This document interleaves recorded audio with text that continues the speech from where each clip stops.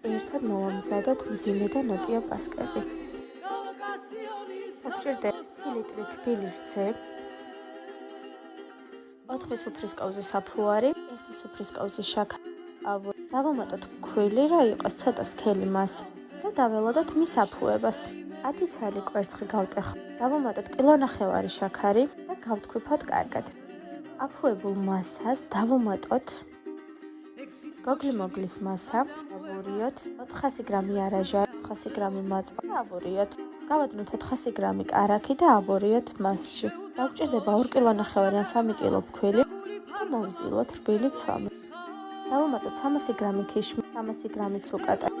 ავურიოთ კარგად, 1 ცალი ლიმონის ცედრა, 3 პაჭკა ვანილი, 100 გრამი ესენცია.